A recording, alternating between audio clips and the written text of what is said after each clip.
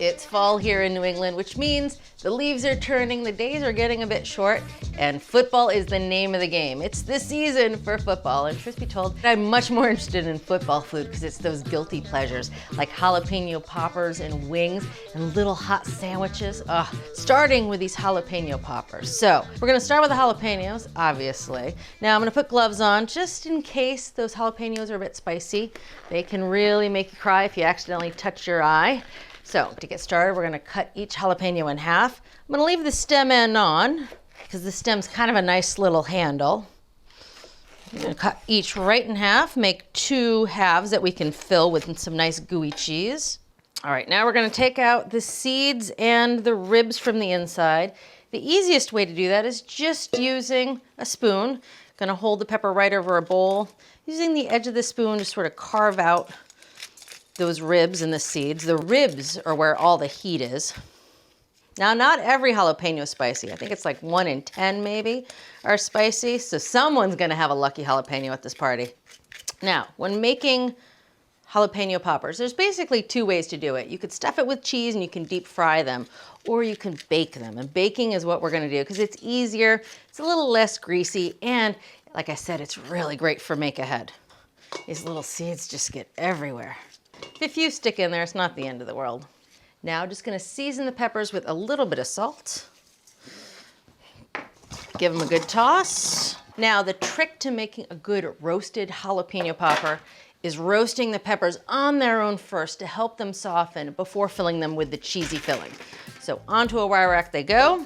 We're gonna put them cut side down. That just traps the heat from underneath and helps them soften. All right, these guys are ready for the oven. Real hot oven, 500 degrees, about 5 minutes, just until they begin to soften.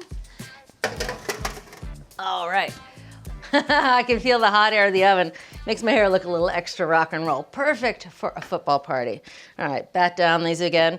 Now for the filling. It's gonna be a cheesy filling with lots of fresh cilantro and scallions. So 2 scallions, gonna cut them pretty finely. Trim the edges. Now, I like cutting the whites into smaller pieces than the greens just because they're a bit denser. So cut them lengthwise, and then we'll just slice everything nice and thinly. All the way to the end. All right, now we're gonna have some cilantro. You want about 3 tablespoons or so of cilantro. Give this all a nice coarse chop. All right, that looks pretty good. And some bacon. This is 6 pieces of bacon that I fried and cooled. Just gonna chop it up into pieces that'll fit nicely into those jalapenos. And the flavor of the bacon with the cheese, I mean, that is a real guilty pleasure. So we're not frying them, but I'm not holding back either. All right, that looks pretty good. Now the base of the filling is cream cheese, and this is half a block of cream cheese. We're gonna add all of this to the cream cheese. That's not the only cheese we're gonna use. We're gonna add a couple shredded cheeses. This is a mild shredded cheddar. So a cup of that, and a cup of Monterey Jack, which really is the ultimate melting cheese. Now we're gonna add a little bit of panko, about 2 tablespoons. That just helps the filling hold together. Now I'm gonna add a little bit of ground cumin, a little bit of lime juice, and an egg yolk. The egg yolk is just a really nice binder. All right, gonna mash it all together with a spatula, make sure it's nice and evenly combined. This filling's great in jalapeno poppers, but it's also good in mushrooms. All right, that filling looks nice and evenly combined. Let's go check on those peppers. Oh, they are perfect. Gonna flip them over. Now it's time to fill them with the cheese. You could use tongs, but I like getting a sense of how sturdy they are. Oh, they're good and hot. All right. And that's also gonna jumpstart the melting of the cheese, so that's all good. Now to stuff them, I'm just gonna use 2 spoons and stuff them pretty generously. Now sometimes you can see recipes that are bacon wrapped, and those can be good, but I prefer it when the bacon's inside because it gives you a chance to really cook that bacon through and make it crisp. The other benefit to this is you can do all this ahead of time. You can go ahead, stuff these, throw them in the fridge for up to a day, and then when it's game time and you want some jalapeno poppers, you just throw them right in the oven. All right, now these Go back into a hot oven, not as hot as the roasted peppers. Now we're gonna go down to 450, about 10 minutes till the cheese is melted and browned.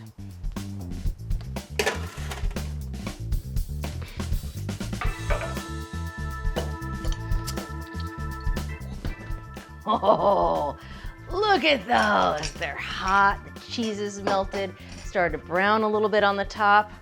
They are perfect. All right, now put them on a nice big platter. I think a cutting board's great, especially if you're having a casual game day. Oh, I kind of like these big guys. Plus, it's fun to see who will eat them and who thinks they're going to be too spicy, or who gets the spicy one. All right, here's the last one. Oh, they smell amazing. Now, when you serve these, you have to be sure to serve a lot of cold drinks because they need it. They're hot and you might get the spicy one. Now, I like using a fork and knife, especially if they're a little on the soft side, but as they cool, they'll firm up and you can actually eat them as finger food.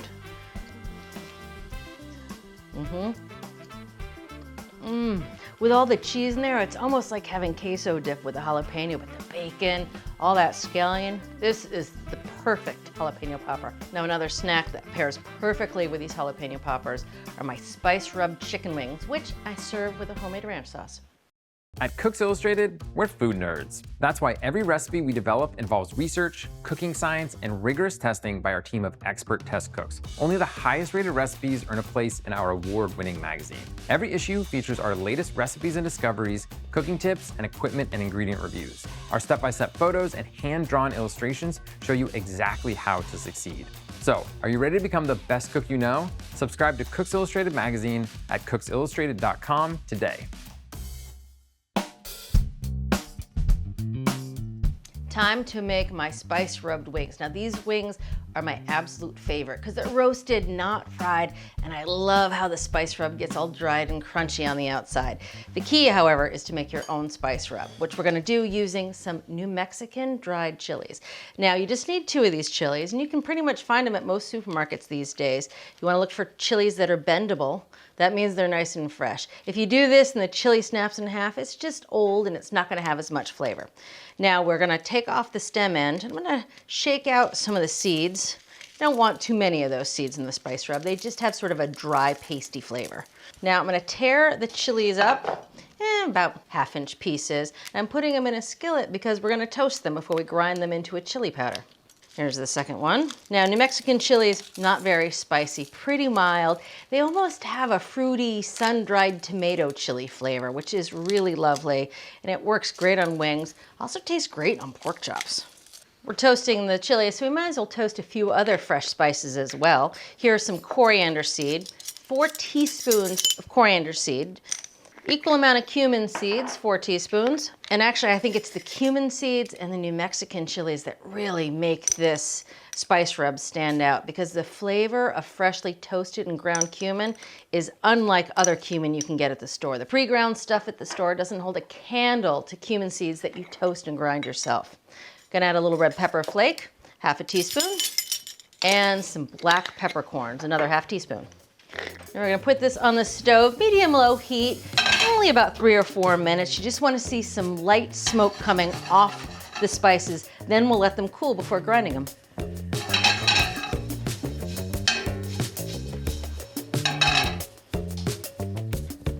Oh, you can really smell the cumin. And you see that little bit of smoke? That is perfect. That's how you know you're done. I'm gonna pour these spices out onto a plate and just let them cool for a bit before we grind them.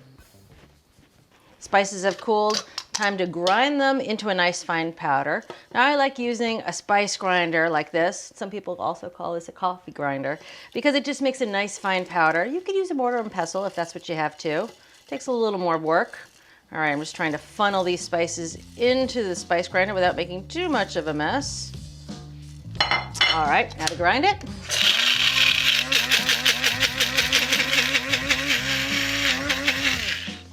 Bring it over here, put it into a nice big bowl because we're not done with the spices. We're gonna add just a few more to round out the flavors of the rub, starting with a little bit of sugar, just a tablespoon of white granulated sugar. Now the sugar not only adds sweetness, but it helps the spices stick to the wings.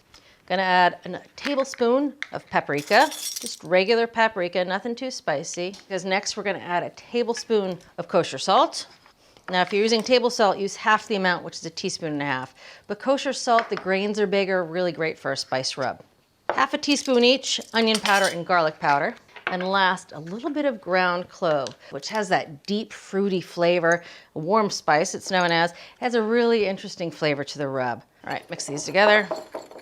We're gonna use all of these spices on 3 pounds of wings. Because if you're gonna make wings, you might as well make a bunch, right? To the wings, which I've patted dry thoroughly with paper towels, just gonna add a little bit of oil, about 1 tablespoon. Again, that just helps that spice rub stick to the wings. Now, for the spices. Gonna add half the spices. And I do it in batches because they really coat the wings more evenly. Toss it around. Now, the rest of the spice rub. I know it's a ton of spice rub, but that's what makes this recipe so great. All right, make sure everything's nicely coated. Now, into a hot oven this goes, 375 degrees. And the trick is to use a rim baking sheet that you've lined with foil and sprayed with vegetable oil spray, because the sugar in the wings makes them stick a little bit. Just on the foil is nice because the bottom gets good and crisp. So we're just gonna spread these wings out. You want them fatty side up. So for the flats, make sure, the fatty skin side's up. For the drums, do your best to find sort of the side with more skin. Make that facing up, just so that the hot oven heat hits that part and really helps it render. All right, nicely spread out on the tray into a 375 degree oven. Little over an hour, they're gonna get gorgeous and brown. All right, while there's a cooking, let's make the homemade buttermilk dipping sauce. Now, sure, you could buy ranch dressing, and that stuff can taste pretty good, but when you make it homemade, man, there's nothing better. So the base of the ranch is equal parts buttermilk and mayonnaise, 1/3 cup of each, and you have to add fresh herbs. Now, 3 fresh herbs make the perfect ranch. So we have some dill, some chives, and cilantro, about 2 tablespoons of each. Want to give them a nice good chop.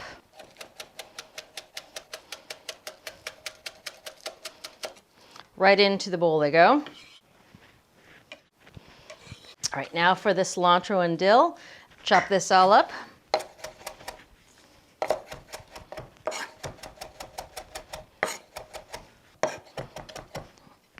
Into the bowl it goes. Now to round out the flavor a little bit, some fresh garlic.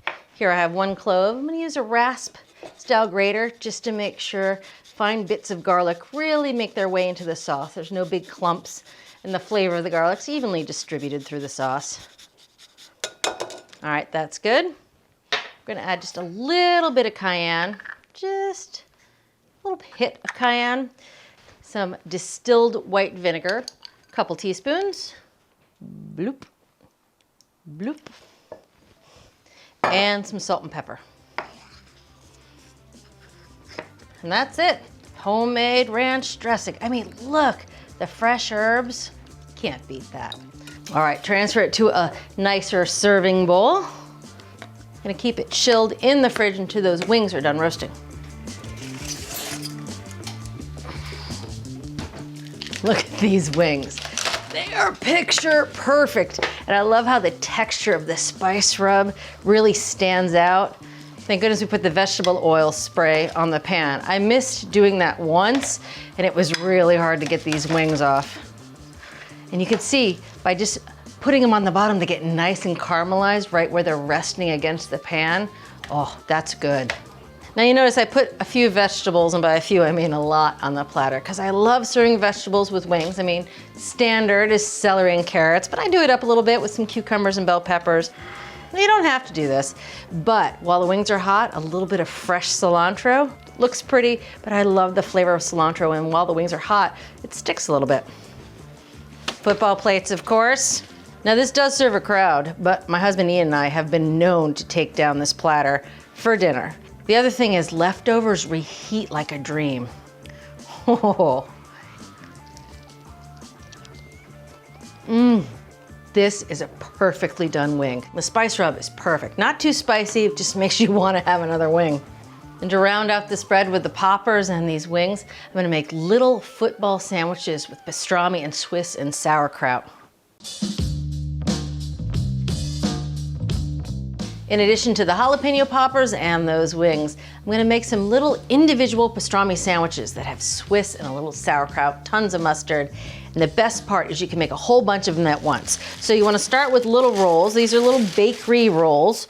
There's about a dozen of them, and this size is perfect. Now I'm gonna cut them in half to make sandwiches, and I'm actually gonna leave them in groups of 6 here. I'm just gonna cut the buns right in half for tops and bottoms.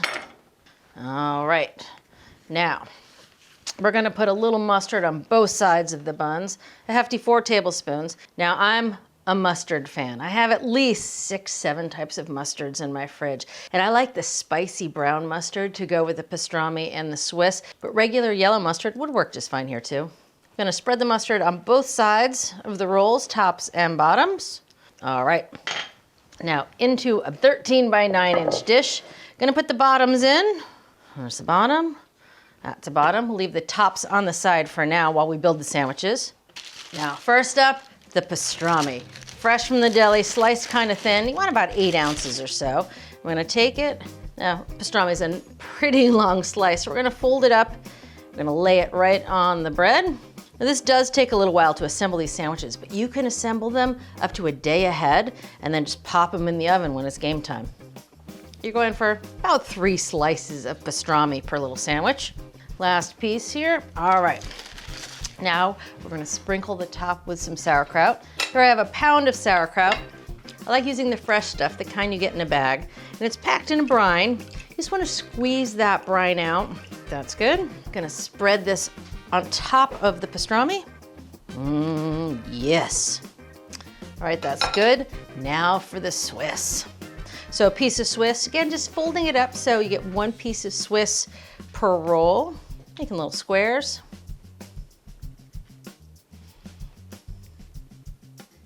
All right, all the sandwiches are topped with Swiss, a little bit of pepper. We can top with the mustard bun tops. Sandwiches are assembled, but we're not done yet. We're gonna top them with a little bit of a dressing, and this is what separates football sandwiches from just a generic sandwich. So I have a little bit of onion here, about 2 tablespoons. We're gonna add some butter, about half a stick, 4 tablespoons. Into the bowl with the onions it goes, and some poppy seeds, about a tablespoon. I'm gonna put this in the microwave, let it heat up until the butter melts. It only takes about a minute.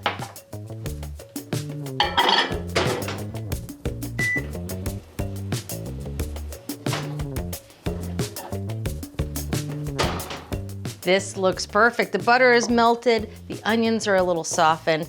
Now we're just gonna add a few more flavorings. 2 tablespoons more of that spicy brown mustard. Some Worcestershire sauce, about 2 tablespoons. 1, 2. And a little bit of garlic powder, about a teaspoon. That looks good. And I'm just gonna whisk this all together. And this dressing, I mean, it not only adds flavor, but it helps keep the sandwiches nice and moist as they bake in the oven. All right, that's perfect. Right over the sandwiches they go. And letting the sauce drip down the sides of the sandwiches. Just makes sure that flavor is everywhere. Using a little brush, just making sure they're evenly coated. These sandwiches are almost ready for the oven. First thing, I'm gonna cover them with foil. Now they're gonna take just a little nap here on the counter, about 10 minutes, and then they're gonna go into a 350-degree oven.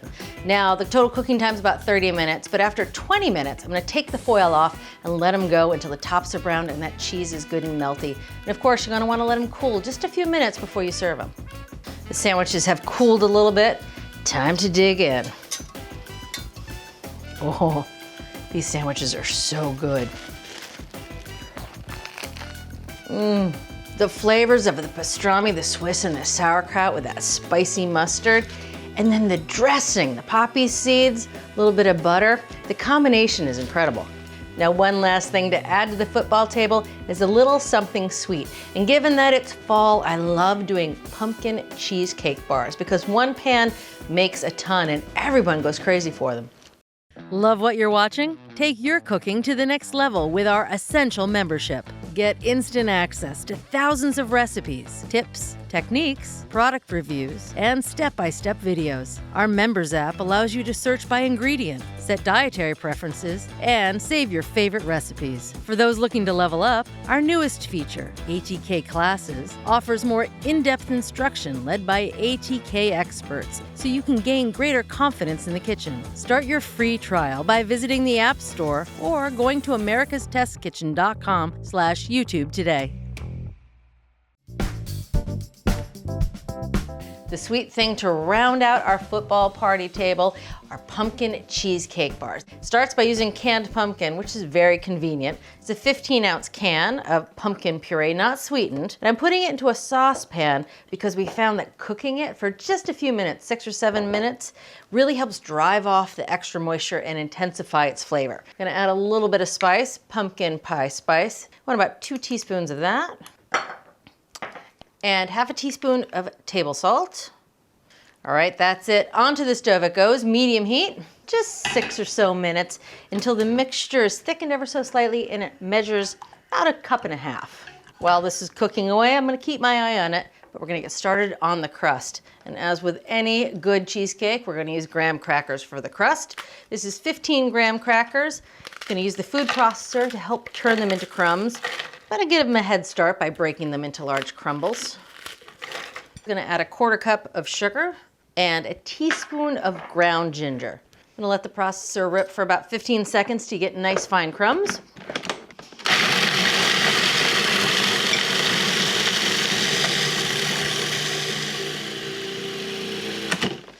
Oh, that looks perfect. Now we're gonna add some melted butter. Here I have a stick of unsalted butter. Now we're just gonna pulse this to incorporate it in. Ah, that's perfect. Oh, it's beginning to smell like cheesecake. Time to turn these crumbs into a nice sturdy crust. Here I have a 13 by 9 inch baking pan and I've lined it with a foil sling. That just makes it easy to get the bars out after they're cooked before cutting them.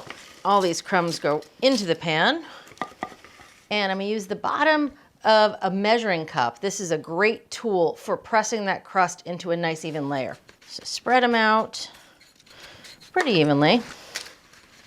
I like spinning the pan as I work. There we go. All right, that's looking pretty good. Now, the hardest part is getting into the corners because this cup is round. So what I like to use, a butter knife or this offset spatula, it just allows you to get into those corners and really make sure it's pressed nice and flat. That way the crust won't crumble apart at the edges when you're done. All right, that looks perfect. Into a 325-degree oven. Only takes about 15 minutes. We're looking for it just to start to brown. The pumpkin filling and the crust are cooled and it's time to put it all together. Here I have a pound of cream cheese and it's nice and soft. That means it's gonna be easy to mix with the rest of the ingredients. To that, I'm gonna add 1.25 cups of sugar. Now we're gonna mix this medium-low speed until it's nice and smooth. It takes a few minutes.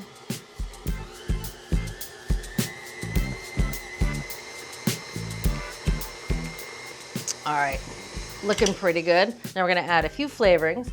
A little bit of lemon juice. This is a tablespoon, some vanilla, 2 teaspoons of vanilla extract, and that cooled pumpkin mixture. Give myself some room for this.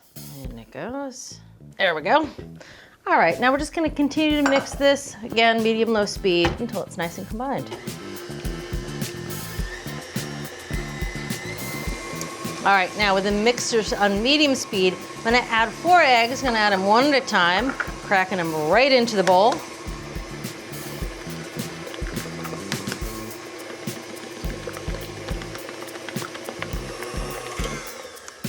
All right, this filling's ready. Here I have the cooled crust. I'm just gonna pour this pumpkin cheesecake filling right into the crust. All right, now this is ready for the oven. 325, takes 45 to 50 minutes to really cook this through. You're looking for it to be puffed around the edges and set in the center so it just jiggles a little when you shake it. Once it's baked, let it cool on the counter for 2 hours, then cover tightly with plastic wrap and chill it for a good 3 hours, but you could do this up to a day ahead.